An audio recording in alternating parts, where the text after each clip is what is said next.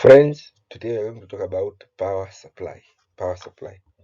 I'm sure you've come across this. Uh, Most of us have come across this one. This power supply here is actually our laptop charger, TV, keyboard. So we use this type of chargers. This is actually your phone charger.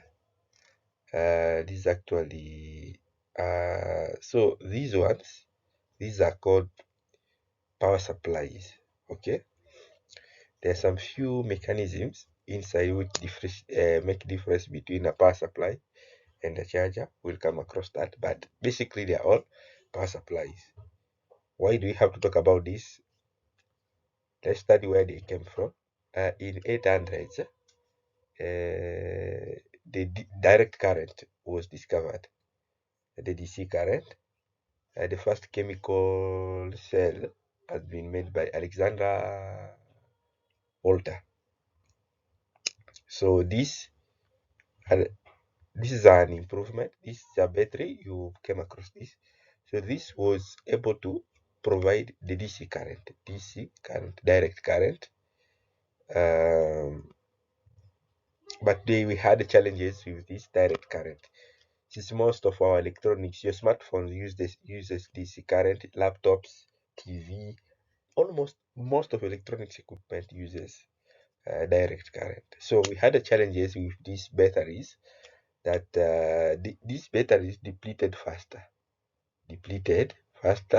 and for you to use it you will have to charge it so that you can use it. Secondly, uh, the weight of this battery weight these batteries are very heavy, so it's not easy to move around with it, and for you to have some longer hours of discharging, you need to have a bigger battery than this. Okay, so depletion and the weight of the battery caused a problem to us, and also lifespan. It reaches a point whereby this battery just fail, and it can't serve you anymore, so you'll have to change. Then there is another type that you'll have to replace the acid. You have to replace the acid. So you see, all these challenges hindered us from achieving the to move around with our DC source. Now later, alternating current, which is known as AC, came into existence, whereby, but the challenge also with this one, it was generated from a high voltage. As you can see, from the high voltage, like the single phase, like for us here in Kenya, is around to 40 volt, to 40, it's around to 22 to 40 volt.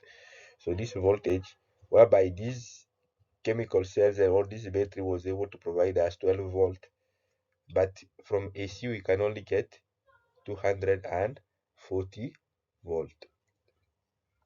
Now they came up with an idea that this AC was supplied to household almost everywhere. This has been supplied. Then after supplying this, an idea came that why should we not make something that we can obtain DC current from the AC current and vice versa. So that's when these guys came into existence. So that is when power supplies came into existence.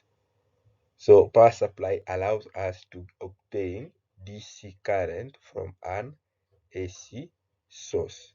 Okay, and then we'll also study later on how to obtain AC current from a DC source. So guys, today our topic is known as power supply. Why do we need a power supply? Okay, need for power supplies. I'm here. Need for power supplies. There are many small sections present in the electronic devices such as computers, television, cathode ray, or cathode ray oscilloscope, etc. But all of those sections does not need 230 volt AC supply, which we get. Instead, one or more sections may need 12 voltage DC, while some others may need 30 voltage DC. In order to provide the required voltage, the incoming 230 volt AC supply has to be converted into pure DC for usage.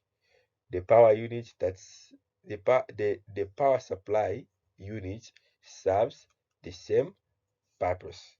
So the power supply allows us to obtain the DC, like I've said earlier, the DC current from an AC current.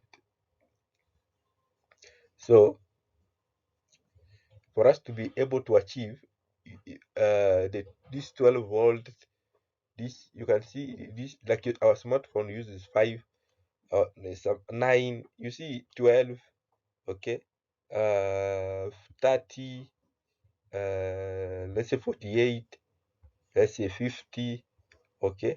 So you see a battery only provide 12 volt. So for you to be able to get 30 volt from this 12, you'll have to do calculation. You'll have to connect these batteries in series so that you can achieve something like 48 volt. You can do voltage divider circuit, then for you to obtain 30 volt. But with a power supply, you can design and obtain the exact amount of power. Like you can obtain like 230 volt. From 230 volt, you can obtain 5, you can obtain 9, you can obtain 12, you can obtain 15, depending on your requirement. 30, 48, 50, okay, DC. So let us now go through different parts which makes a power supply unit. Okay, what is a power supply? What is it made up for? That it allow us to get the AC. From AC we can achieve a DC at the output for us to be able to power our equipment, electronics devices, I mean. So uh, parts of a power supply, a typical parts of a power supply unit consist of the following. Mm, the following. So we have number one, the transformer. Number two, the rectifier. Number three, the smoothing. Number four, the regulator. And number five, the load. Okay, so these are the blocks that makes a power supply. Let's go one by one. What is a transformer? A transformer is an input transformer for the stepping down of the voltage of the 230 AC voltage power supply. What does that sentence mean? That a transformer will allow us to take this 230 voltage, okay, to, let's say we want to achieve 5. So a transformer will allow us to get this 230 voltage, step it down somewhere close to 5 voltage AC. Okay, so meaning that for us to be able, if I want 5 volt at the output, I want to achieve 5 voltage at the output, like in this case, from a 230 voltage source. So I will need, first of all, I will need a transformer that will take this high voltage to a voltage close to the output. Okay, so that is what that sentence means. So number two is the rectifier. A rectifier circuit convert the AC component present in the signal into DC component. So meaning that it is the rectifier that convert the main AC into DC. Okay, the single phase AC into DC. So it is the rectifier that perform that task. Then number three is the smoothing. A filter circuit to smoothen the variation present in the rectified output. So since the input voltage is AC and DC, this is alternation, so it is kind of this way, in a sine wave, so it's alternating, whereby a DC is just a straight line like this. So this is DC, this is AC signal. So AC at a time is positive, at a time it becomes negative. So it's alternating like that every second, like 50 times per second. So 50 times per second, meaning that's around 50 hertz, and 60 per second, that's around 60 hertz. Okay, so now we want to achieve this at the output. So if we rectify that AC immediately, we will not get a pure DC. We will not get a pure DC because the input nature is of fluctuation. Okay, it's fluctuating. So for us to be able to get rid of the fluctuation and remove the AC component from the rectified DC, so we need a smoothing circuit whereby we reduce the rippling, voltage ripple, we reduce, and so we can achieve a DC at the output. Okay, then we have a voltage regulator, circuit in order to control the voltage to a desired output level. So let's say from the rectification smoothing, we have, let's say, 15 volt, and I want to achieve, my aim is to achieve 5 volt. So I'll have to connect a voltage regulator in between that. I feed in 15 and it gives me output, a 5 voltage output, constant, regardless of the input nature, even if it's fluctuating, not stable. So at the output, I am going to get 5 voltage constant, a clean 5 voltage DC. Okay, now I will be able to achieve my desired output voltage level. Okay, that's what that sentence just mean. Then we have the load which uses the pure DC from the regulated output. So this is your what you want to power with your power supply. It can be your phone, it can be your TV, it can be anything. Okay, so that is the load. So let's see the block diagram of a power supply unit. Okay, so block diagram of a power supply unit for this video will end here. So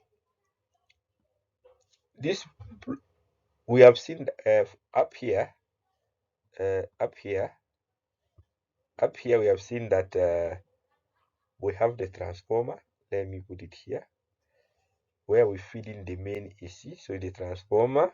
So you can see that we have the single phase voltage that we feed into the transformer.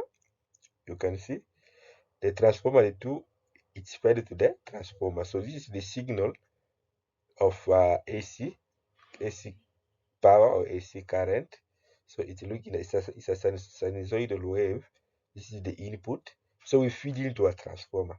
The transformer will take this 230 volt, let's say drop it to 15 volt. Okay, so or let's just assume it's 15 volt, or 24 volt. Okay, let me just assume like that, depending on your design. Let's use 15 volt.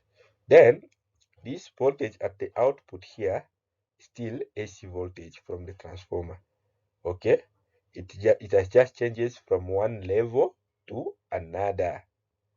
Okay, then now we feed this voltage to the rectifier. You can see this arrow here pointing the rectifier. Now it is the rectifier that can convert this AC voltage here to the DC voltage. Okay, so now from the input of the rectifier is AC, the output of the rectifier is DC, direct current. Okay, so you can see it here. So now that we have the DC voltage, but which is of the AC, from the AC source in nature, this is not constant voltage. Then this voltage is now fed to the smoothing circuit, whereby you have to remove ripples. About ripples, it's very important. you have to remove the ripples from the rectified DC. So this voltage here is fed. Now the input voltage for the smoothing circuit is DC. Then the output voltage is still DC. Only the difference is that this one has much more ripples that compared to the output from the filtering circuit. Then now to be able to achieve a constant output DC voltage with minimum ripples and achieving our voltage level, let me say if here is 15 volt, okay, then if I want to achieve 5 voltage here like I have explained earlier, I'll have to connect my voltage regulator. Then this voltage regulator will receive this voltage and provide me with the 5 voltage output. This can so most of some of those voltage regulator can dissipate power in form of heat. So some power will be dissipated in the form of heat for us to be able to achieve 5 volt. Or some power can be switched. Okay, switched. We can switch this power at a very high frequency. Okay, at a very high frequency, we can switch this power. Then we'll be able to maneuver and get our 5 voltage output.